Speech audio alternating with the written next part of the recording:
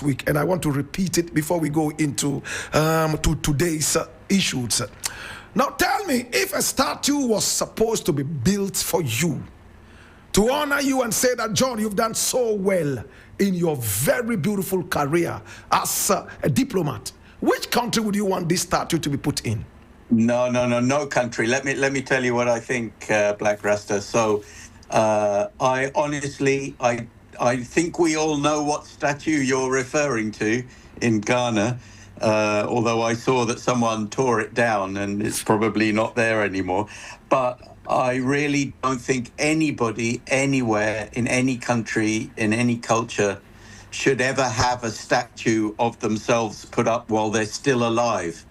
And then when someone's dead, if everybody else who's still alive think they were important enough in history to deserve a statue, that's fine. So I'm sure that 50 years from now, there'll be statues all over Ghana of Blakk Rasta, but as long as you're not the one who decides to put them up.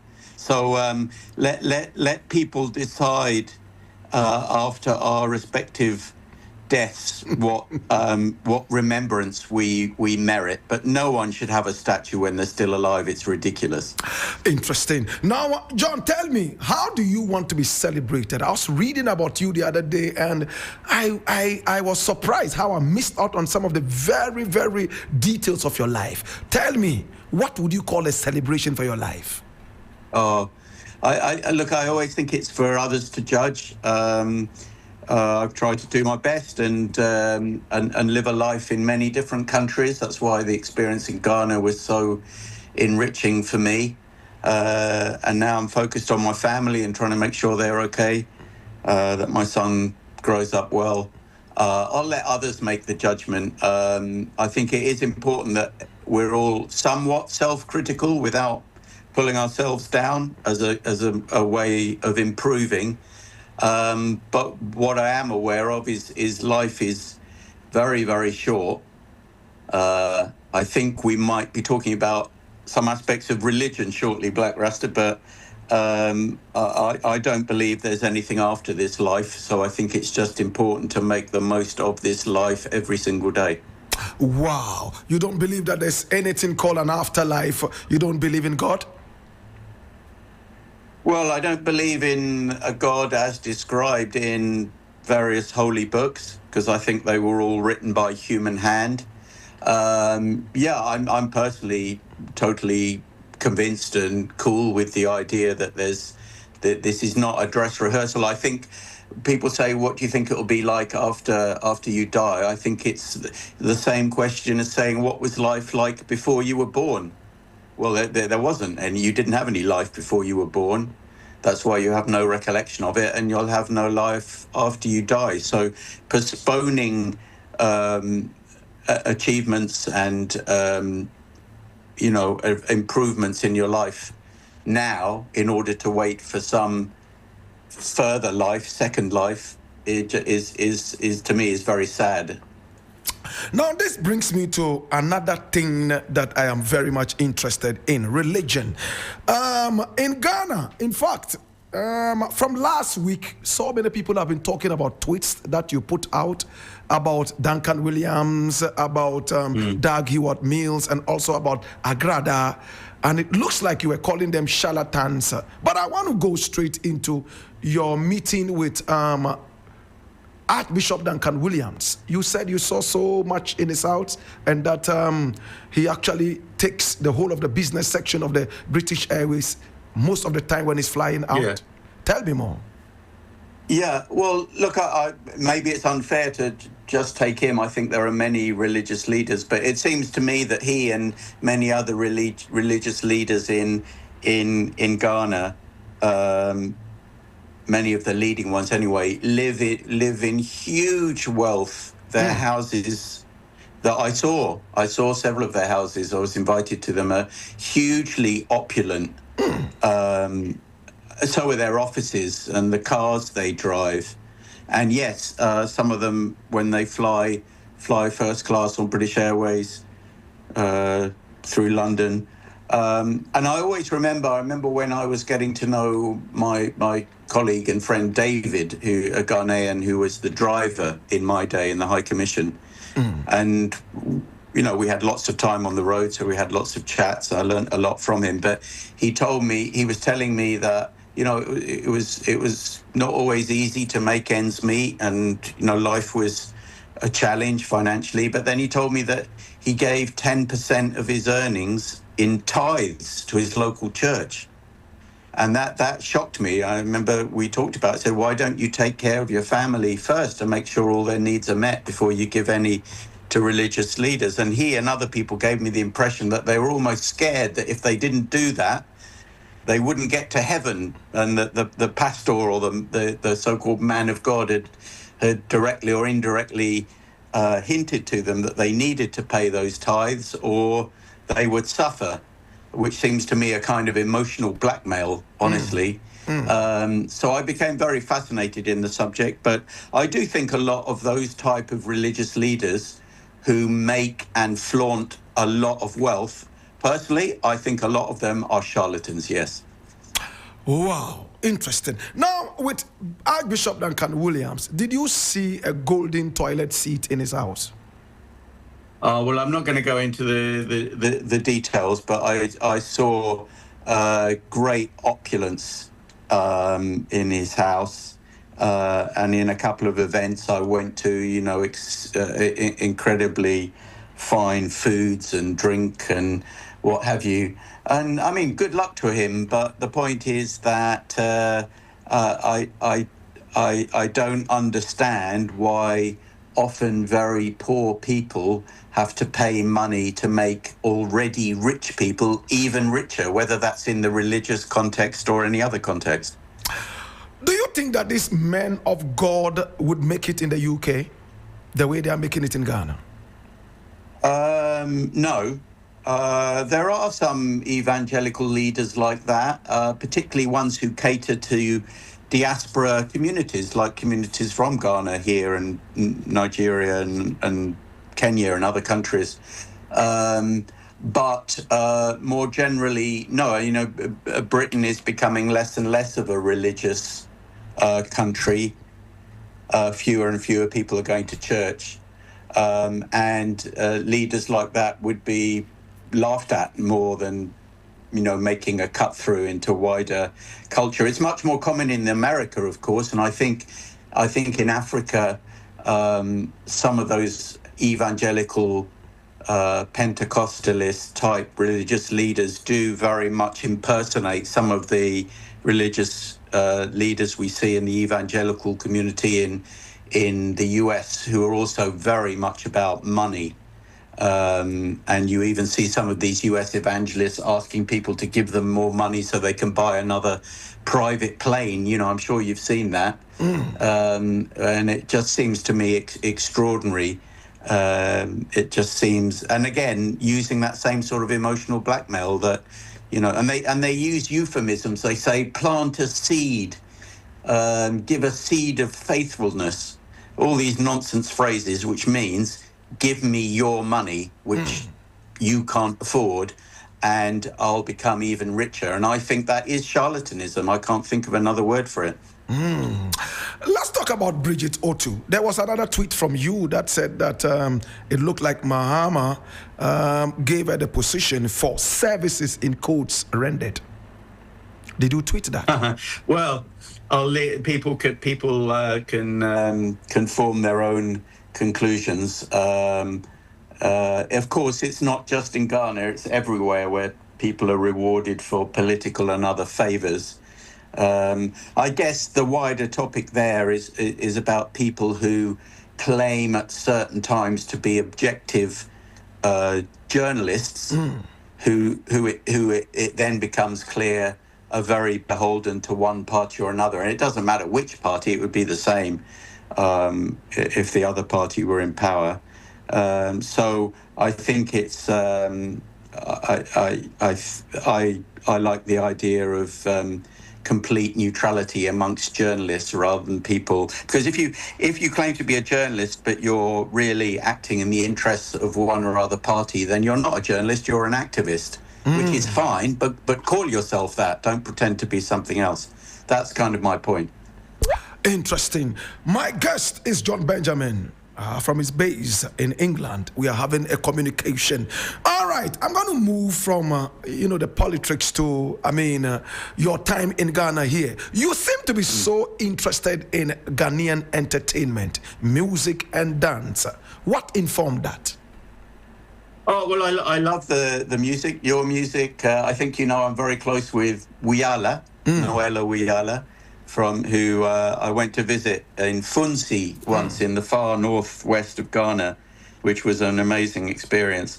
I like the music. I enjoy my amateur poetry in the form of writing a few bars. You've also featured in a few rhymes I've written in the past. Right.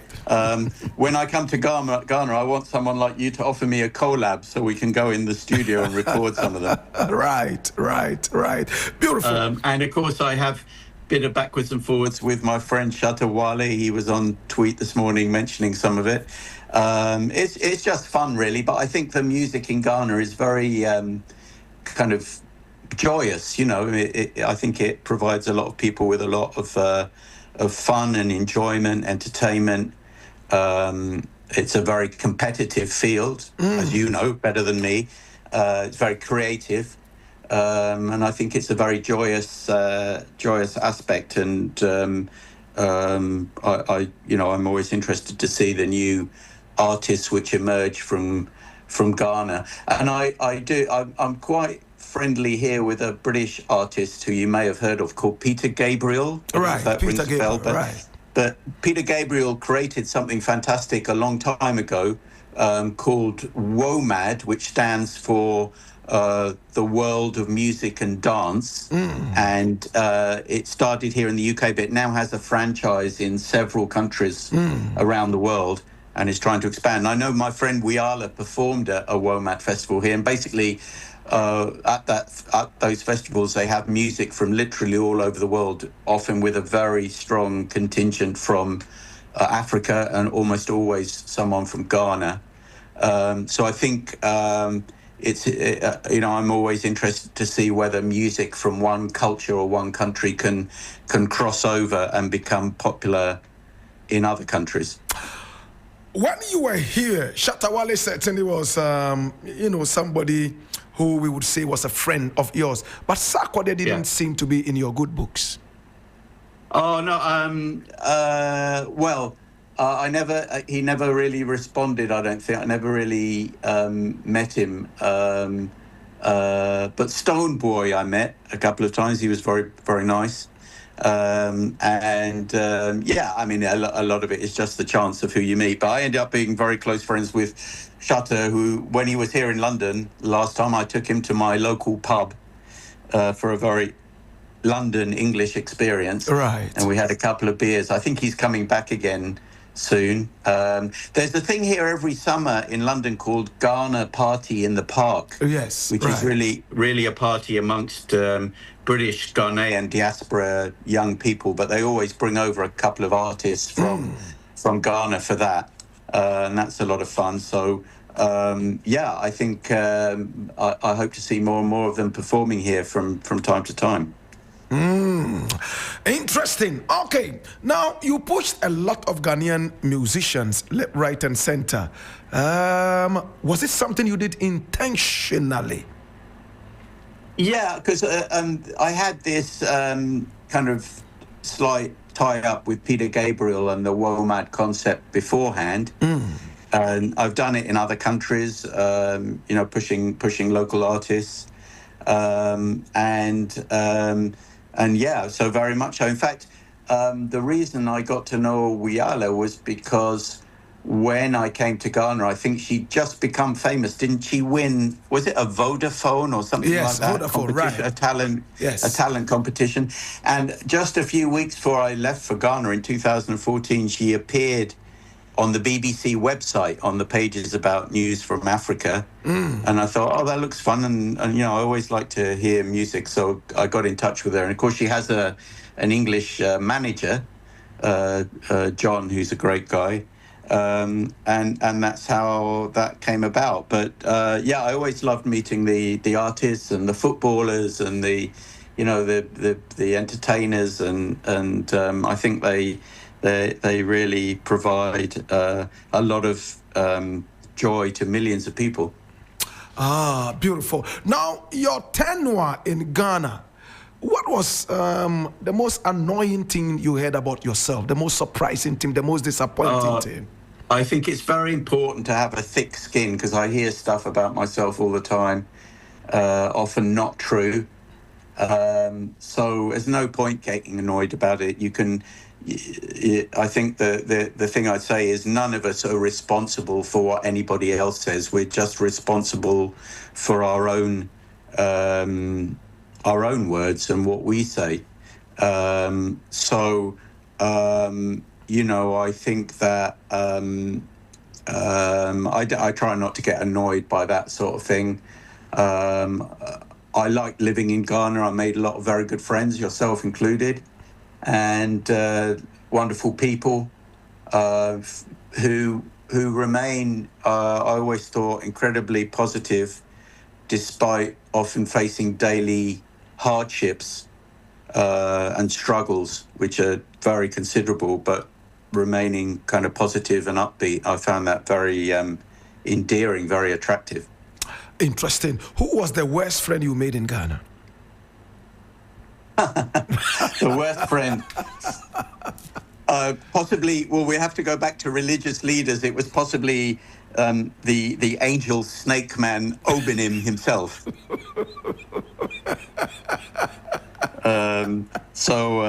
But no, I've got a lot of good friends in Ghana, and I enjoy seeing some of them when they come over to the UK. And one day I'll be back on a visit, because I think I mentioned to you last time, my son remembers Ghana, but he was very young. So I think when he's more of an adult, I'll take him back so he can put the pieces together of his childhood memories with the current situation. I'm going to ask this other question. Right here in Ghana, when people mention your name, people have so many different things to say about you. So many different things. Probably you became the most famous, in fact, diplomat that we have had in this country. That is very true. The most famous. Tell me, has it been the same with all other countries you've been to? Yeah, well, to some extent, yeah. I mean, I'm surprised to hear you say that. I think the French ambassador, who I just missed, the lady, was also very well known. I think certain others are. I think part of the problem maybe is a lot of diplomats are very kind of small C conservative. They're a bit distant, very reserved, a bit afraid sometimes to say what they think. So they don't stand out, all right? People don't remember them maybe for not being very media friendly or not prepared to say what they really think. But what I did try to do was just engage with ordinary Ghanaians. Any diplomat anywhere will always be linked with the government. That's what diplomats do. So I was working with the government on a daily basis, and that's normal. But I think it's important for diplomats to try and go beyond that and meet as many ordinary people as possible and people from non-political sectors. In any case, part of the job of a diplomat is to understand the country they're in and report back to their home country what's going on with a good understanding of the country. And I don't think you can get that understanding if you only deal with political and economic elites. You also have to know what ordinary people think and what their daily lives are like, what the struggles they face, their hopes and their fears, and so on. So I did try and open the concept of diplomacy up a little bit more to people who normally would not come across it. So that's what I tried to do a bit. Interesting. Now, I mean, I don't remember any diplomat coming to Ghana and living and having BBC talk about them. I remember the BBC news item that had your exit when you were leaving. BBC reported it and all that, and it was very beautiful. Tell me. Well, there's only one reason for that, Blakk Rasta, and that's because you performed at my farewell party. That's the only reason. And we are. This you and is we are. 3FM. That's the only reason. It was nothing to do with me. It was the BBC. If President Mahama today invites you to come over for an award of very good service to the people of Ghana, would you come? I'd gladly come back to Ghana. I'm not expecting that to happen, but obviously I worked very closely with President Mahama at that time. He won a very convincing landslide victory in the elections, and I wish him well for these years he's got. After all, whoever is president of Ghana, it doesn't matter what party, whether they're NDC or MPP, but their success is Ghana's success, right? So you whoever is president, you want them to succeed for the benefit of the whole country. And he's a nice man, and he was always, on a personal basis, very kind to me. We had lots of private conversations away from the public glare, as well as appearing at events and so on. And he's a very professional, pleasant, well-informed, nice person. So I wish him very well, and it would be wonderful to meet up again someday. I'm waiting to see who President Mahama names as the High Commissioner of Ghana to the UK. Unless you've heard, I don't think we know yet, or have you heard otherwise? Not yet. Who do you want it to be? Who do you expect it to be? Hello? Who do you expect would be the person? Do you have any favorites? Wow, it looks like we've been cut out. Are you there, John? Can you hear me? Yeah, I can hear you loud and clear. I was asking. Okay. What was I saying when we were cut off? What's the last words you remember, so I don't repeat everything? Yes, you were asking me if I knew who would be occupying the seat in the UK. Yes, and I asked if you have anybody in mind. No, I don't. That's why I'm asking you whether there's any news, because I haven't heard. And of course, we're already, 6 months into President Mahama's term, and time goes by so quickly. Do you have anybody you want to suggest to him? Any suggestion? No, it's not my place to suggest. I'm sure the president and the government already have someone in mind, but I hope they can arrive and start their work quite soon. Okay, I'm going to ask you a final question and I'll be done.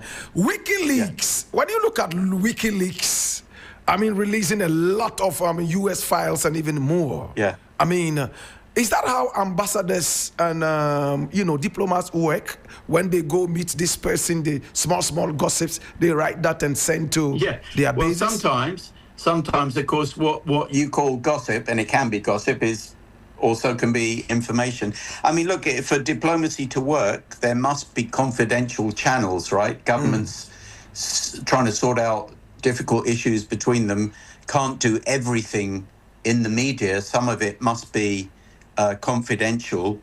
You see that in WikiLeaks. But I don't think it's really changed the nature of private diplomacy between governments behind the scenes. They still speak in those sort of confidential ways. I think maybe they just take more care to protect the information so that there isn't another WikiLeaks scandal. Interesting. John, I want to say thank you so much for talking to us. If there's any other you're thing, welcome. If there's any other and thing I look forward to seeing you perform at Ghana in the Park, maybe next year. Yes, hopefully.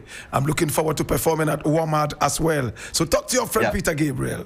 I will do. I'm due to see him soon, so I'll mention him. I've got a couple of your CDs. Wow. So I'll pass them on, although nobody seems to be able to play CDs anymore. Yes. They've all moved on in the technology. So I've got a big CD collection, and it's becoming useless because almost nobody, certainly over here, almost nobody has got any equipment left to play CDs on. So it has to be streamed. Exactly. Or it doesn't work. Exactly. I have a new album which was released a year ago called The Salaga Soldier.